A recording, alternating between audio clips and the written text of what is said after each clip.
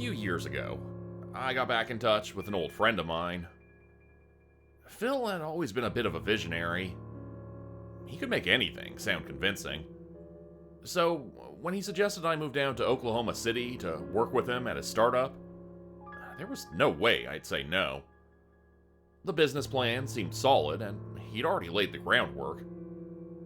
The first 3 employees had been Phil himself, his college roommate Lance, and this guy named Milan who'd flown in from Slovenia, an actual computer wizard. I was among the second generation of hires, along with 6 others. He had this idea of an event planning business centered around corporate culture, company outings, conventions, events, and all the comforts in between. Phil knew there was enough demand for someone to deal with that kind of stuff at several large firms. I was brought on as a front-end developer. Basically, I make sure you can click things. I connect the back-end systems to an easily navigated front and present it in an inviting way.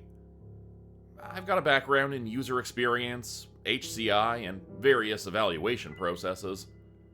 Focus groups, cognitive walkthroughs, user cases, personas. That's my jam. I make clever solutions, test them, and measure results. You could say I Fab 5 whatever system we need to make interactive. So, that's how I got involved. By the time I got there, they changed the company name to Marion and Landing Corporate Events. Apparently having a double name tested well with investors. My first day was pretty much everyone's first day. M&L had relocated to a large office space, a company incubator a few blocks from downtown OKC. Phil made a big deal of it, with ribbon cutting and handing out our pass cards in a sort of offbeat ceremony. We all got our desk spaces assigned. There was cake, and all 10 of us had to take turns introducing ourselves. The place had been fixed up a bit, but I'm pretty sure the wall-to-wall carpet was at least from the late 80s. We spent most of that day just setting up our workspace, installing software, setting up the infrastructure, reviewing our workplace routines. I spent the day being ping-ponged between Phil, talking short-term gain, and Lance, talking big futures and scalability. It worried me, in a way. I could tell these two would have trouble cooperating in the long term. The first time I got to talk to Milan, we were in the conference room grabbing a second piece of cake. I found him staring at something in the corner, and walked up to see what it was. Someone had given us a flower, as part of our welcome package. There was a little gift basket and a nice little yellow flower pot. It had a little welcome sign and everything. The flower itself was a bit weird, though. Some kind of sunflower, but smaller, and with a blue tint. Had a strange smell to it. A present from the previous tenants, perhaps. Or the landlord. It'll be dead in a week, I sighed. Sorry? Milan looked at me with wide eyes, as if I'd said something inappropriate. The flower. I can never keep those alive for long. Oh, he chuckled. Oh, yes. He patted me on the shoulder and gave me the widest smile. He left the conference room, only to turn in the doorway. Dead in a week, he chuckled. Just can't help it. The following days were a lot less fun. Phil was on a tight schedule. He'd promised a major investor a working prototype on a tight deadline, and a first version by the end of the month. He had this big speech about responsibility and camaraderie, and how we would all have to pitch in to make ends meet. This is an adventure, he beamed at the morning meeting. We're going through dangerous woods, and some days we're gonna have to ditch our backpacks to get away from angry bears. We might have to trek through stinking swamps or fend off wolves with nothing but sharp sticks. I won't lie. This is gonna be tough. But I promise you that at the end of that journey, There'll be a beautiful meadow. I listened to the best of my ability, but I couldn't ignore that our new office flower was already looking a bit beat. And it had only been a day. It was all hands on deck. I didn't have much time to think about anything outside of font choices, domain names, verification procedures, and meetings. Every goddamn day, meetings. I've worked on Scrum projects before, but this was ridiculous. Still, we did good work. We made the deadline for the working prototype. We had a few snags, and we got some feedback that might be hard to act on. But overall, it worked out in our favor. Strangely enough, the office sunflower still hung in there. I'd completely forgotten about it. It still had the little welcome sign, and it had turned completely blue. The petals were sagging. If it wasn't dead already, it was dying. As I looked it over in the dreary conference room, Lance knocked on the door. This guy was 3 years younger than me, and about as type A as you can get.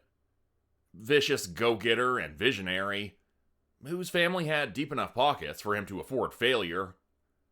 He tried to keep some sort of corpo surfer dude look, but he just seemed out of place.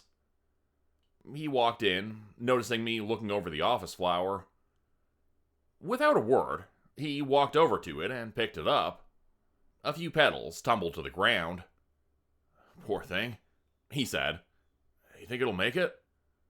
"I don't know," I shrugged. "It's been indoors and unwatered for a week. It's either dead or a vampire. I think we'll be okay," Lance said, putting it back down. "I don't see no fangs." As we struggled to meet deadline after deadline after deadline, that first week had suddenly turned into a month. Phil was sounding a bit less optimistic. Lance mostly just sat by his window, trying to figure out some impossible resource puzzle. Milan was working pretty much around the clock. I swear the guy had a sleeping bag next to his coat, and I never actually saw him leave. By the end of the month, we ended up in another meeting. This time, it wasn't quite as positive. Phil's tie was loose, and Lance was uncharacteristically quiet. "I'll just say it," Phil sighed. "This is not sustainable. A month in, and we were already cutting 3 people loose. On top of that, we had a new deadline. 2 weeks. That's when the first version had to be available. There was an actual gasp around the table. A big client is ready to sign us," explained Phil. "Hatchet Investments.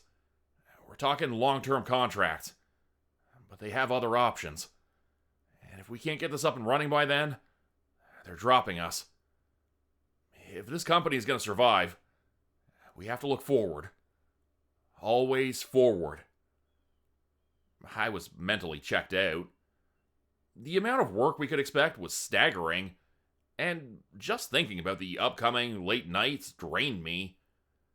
I found my thoughts and eyes constantly drifting away from the charts and explanations, desperately looking for something to latch onto, like the office flower. By now, it was as dead as could be. The petals littered the floor. But the welcome sign remained. Things got ugly fast. Phil started to hand out free takeout to anyone who stayed late, and we got an extra couch just for sleeping. Luckily, most of us didn't have any other arrangements. Many of us were single and childless, so there wasn't anyone relying on us being home at a certain time. Incidentally, all 3 people who had been cut loose had rich family lives. We got into this rhythm. All day, every day. All we did was work.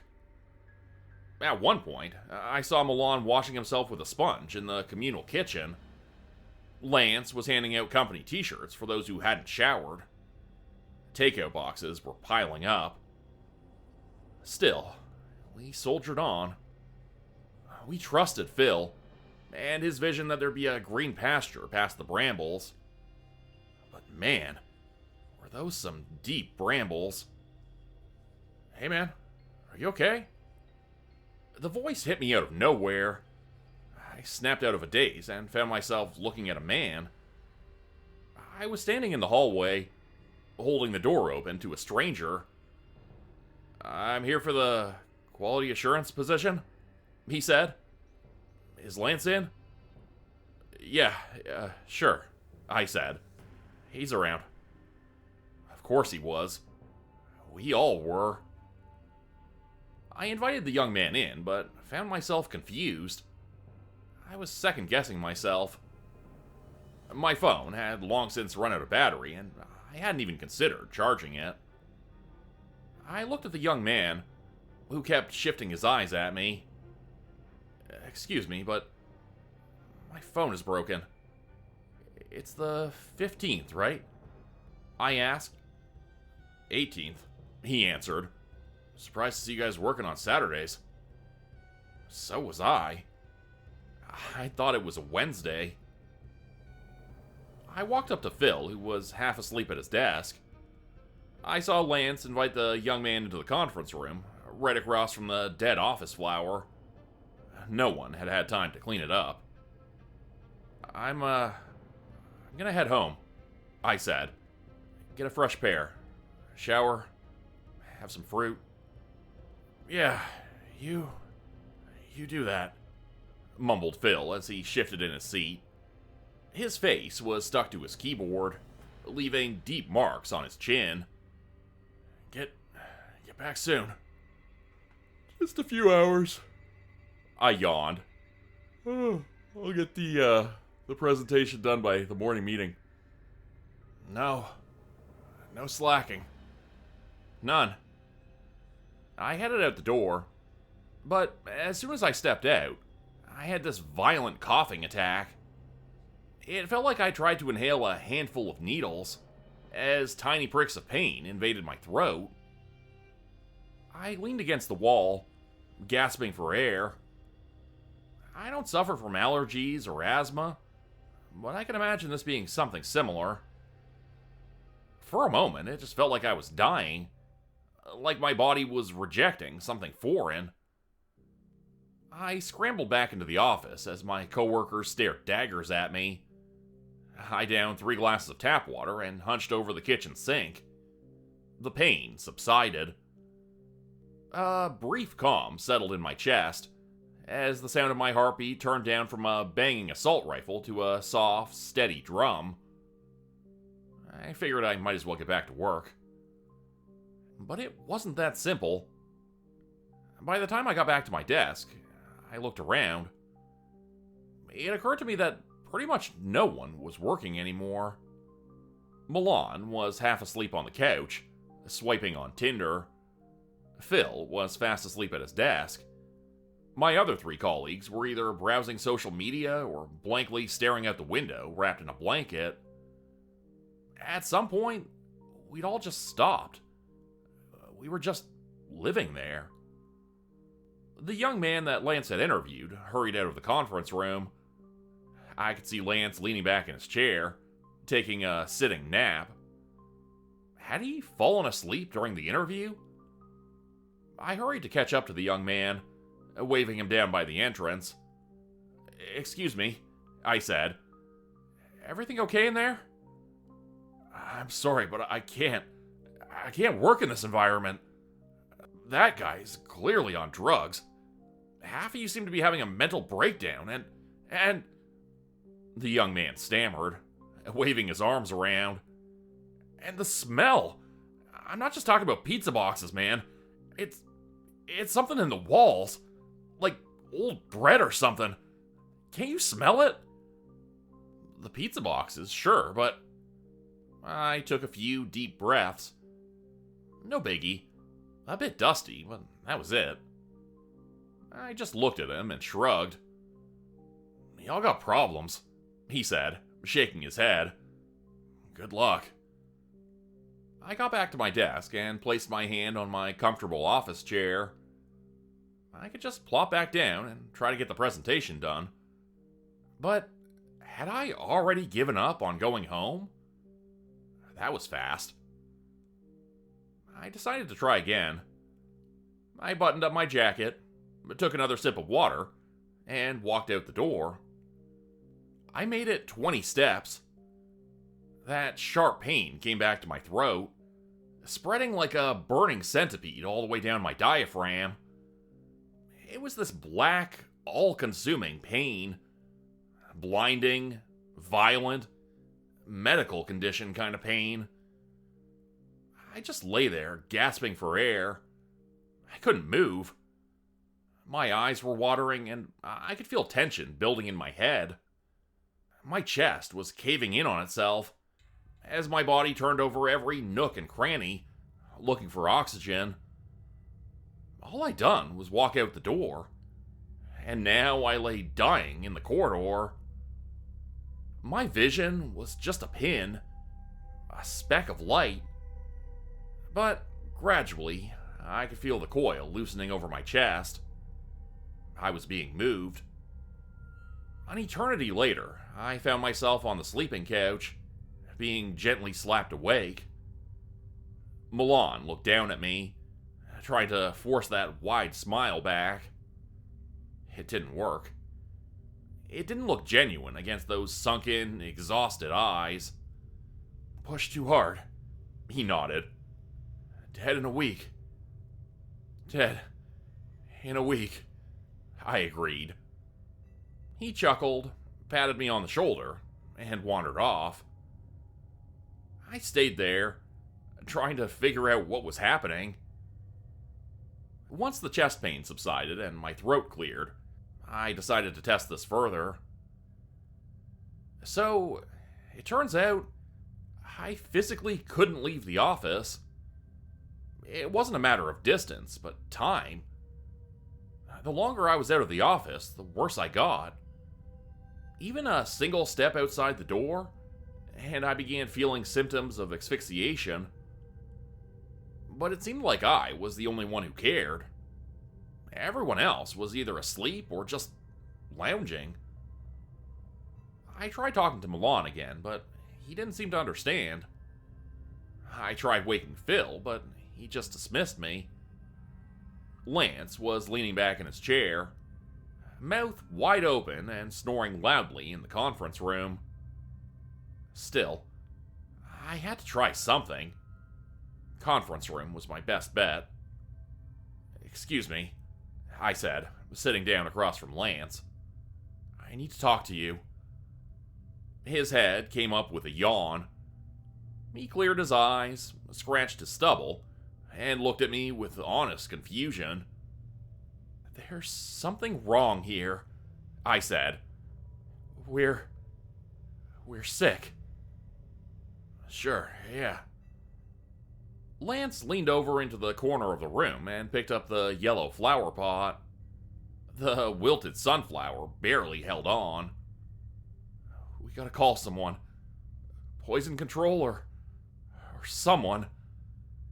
"All right, I hear you." He snapped the wilted flower in half and put it into his mouth. Still maintaining eye contact, he stared me down, chewing. I didn't know what to say. "Lance? You're eating it," I said. "You're eating the flower." "Yeah," he nodded. "I guess." He scooped up some wilted petals, along with a handful of dirt, slowly consuming it like it was nothing. Little specks of dirt fell from the corner of his mouth, as dry and crunchy as sand. What are you doing?" "What?" Still maintaining eye contact. Nothing about what he did seemed to register as something wrong. If anything, I was the one being odd. I looked out at the others, but no one seemed to care. Milan just walked by, smiling and nodding. "Lance, you gotta..." I leaned forward to take the flower pot away from him, accidentally tearing off the little welcome sign. Lance's demeanor shifted in an instant, like a wild animal stepping into a fox trap. He pulled the pot back, put it on the file cabinet, and kicked the table over. He assumed this aggressive stance, positioning himself between me and the door. Not a soul reacted. "What the fuck are you doing?" I yelled. Is anyone seeing this?" "What was it you wanted to discuss?" he asked in a neutral, monotone voice. "You got the presentation ready?" I was caught off guard as he suddenly leapt towards me, only to trip on the flipped-over table. I ran across the room, accidentally knocking over the filing cabinet. The yellow flower pot tumbled to the floor, as I realized there really was a smell. There was a big green spot of mold behind the file cabinet, reaching to the floor, covered by the old 80s carpet. It had made a soft spot there, where you could physically press your foot down at least half an inch. I looked up, only to see all my coworkers on their feet, staring at me. I could even see Phil back on his feet, eyes wide open, but head slouched against his shoulder. He was fast asleep, but his body was still standing up. Lance was circling me like a shark. I carefully stepped over the file cabinet. "If there's nothing else, you ought to get back to work," Lance said. "Get cracking on that presentation." Milan was lying on the sleeping couch, staring at me, eyes black like a hungry predator. "Sorry, I just wanted to check in," I said. "Never mind me." "No worries." Lance leapt over the table and carefully picked up the yellow flower pot. Again, he scooped some dirt up, shoveling it into his mouth. "You're doing great," he coughed in between bites. "Keep up the good work." I walked out into our communal workspace, feeling the stares coming at me from every direction. It was as if they didn't know what they were really doing. If one were to close their eyes and listen, it'd just sound like an office. But looking at them, it was a nightmare. Now that I knew what to look for, I could see it everywhere. Pieces of mold reaching into the furniture, the chairs, the tables, the desks. Hell, even the hat rack by the entrance. Now that I knew about it, I could definitely smell it. It had a medical sourness to it, like something chemical and nauseating. With every step I took, I could feel it puffing up from the carpet. How hadn't we noticed it? Had we grown so dependent on it, so gradually? I couldn't charge my phone, so I tried to go online. Only now did I realize that our internet connection had died. We could fiddle around on our computers all day, but we weren't actually connected to anything. Two of the others were just clicking away, but their screens had long since turned off. Phil seemed to be writing a document, but it was all just jumbled nonsense.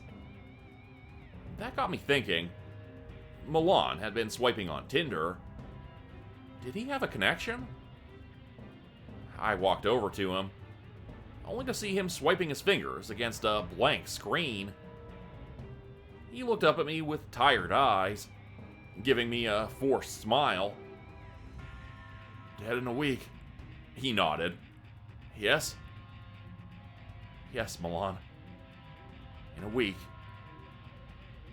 In that environment, it is hard to stay sane.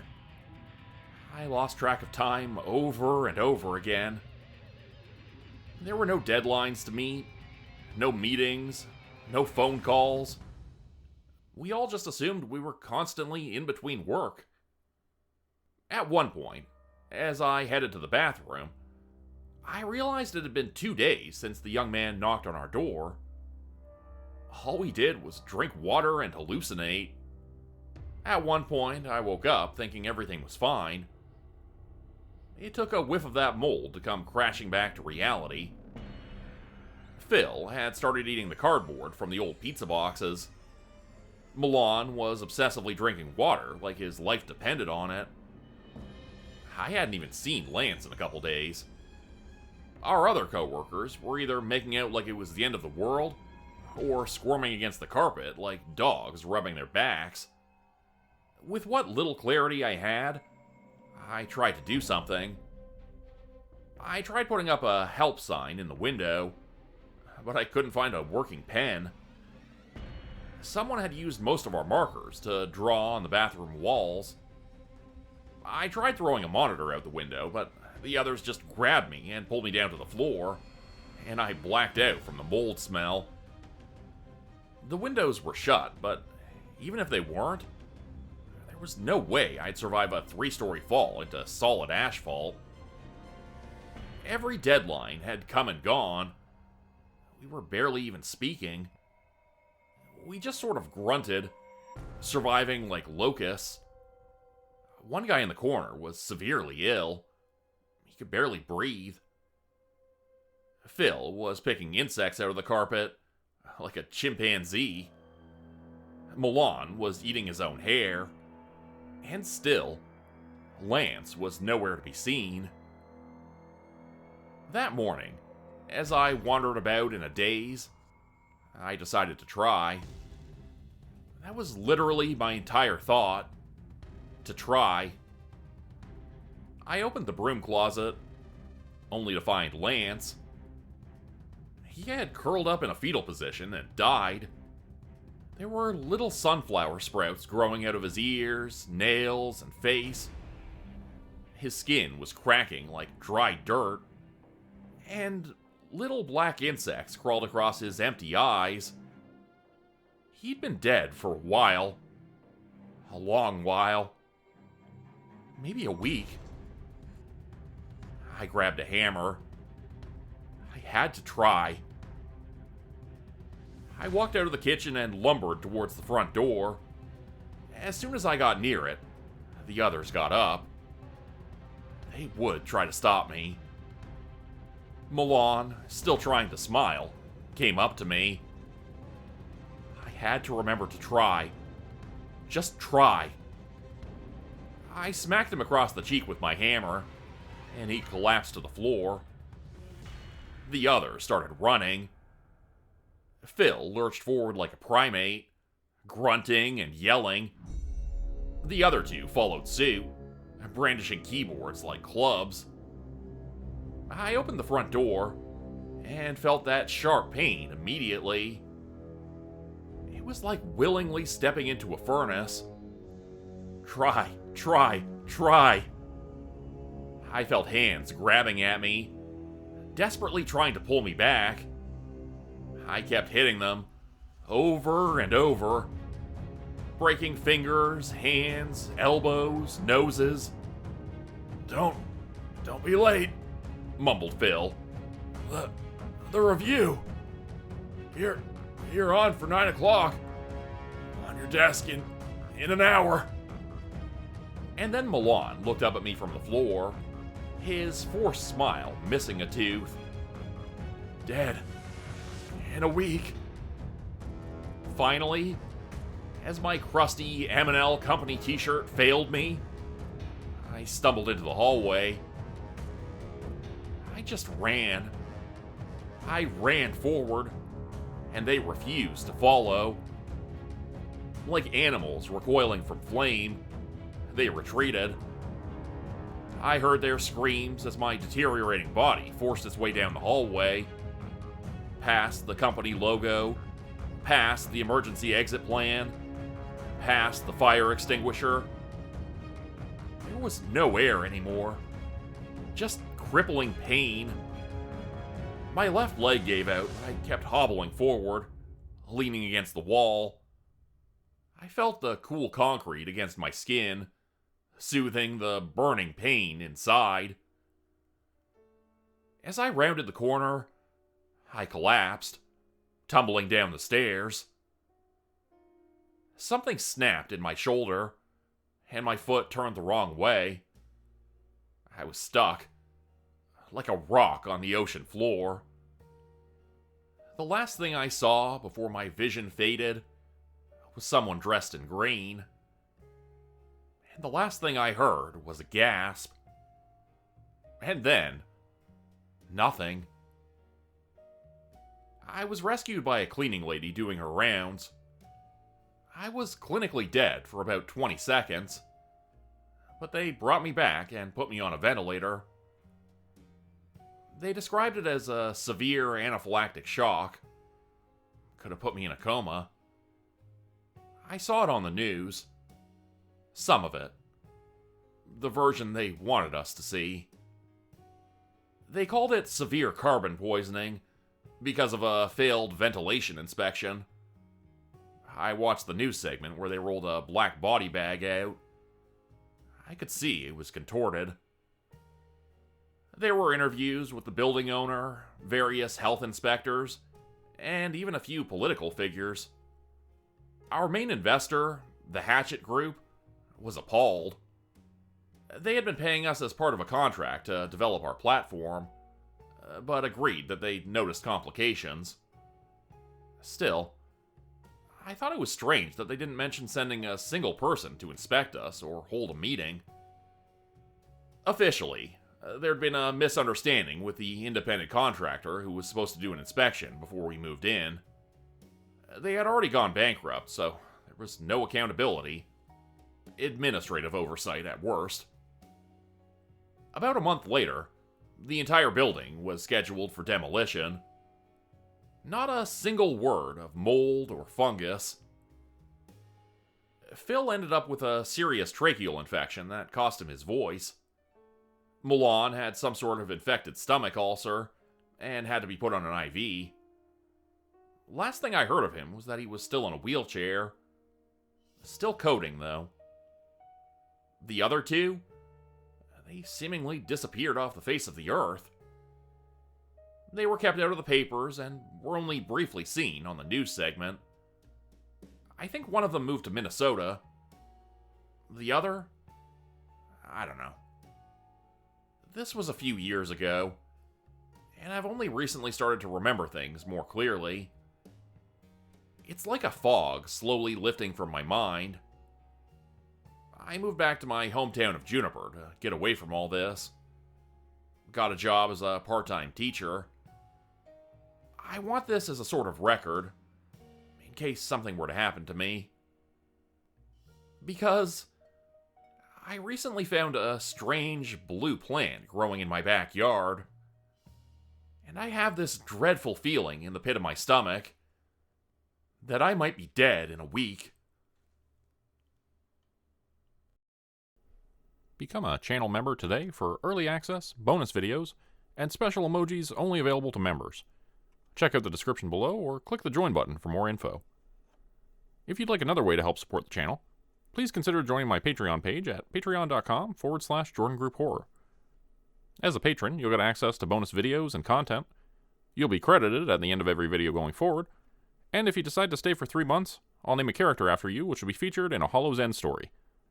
Links to join the Patreon are in the description. Thanks everyone for listening. Please like, subscribe, and comment to help the channel continue to grow. And see you again next time at 4 p.m. Eastern Standard Time. Hope you have a great night.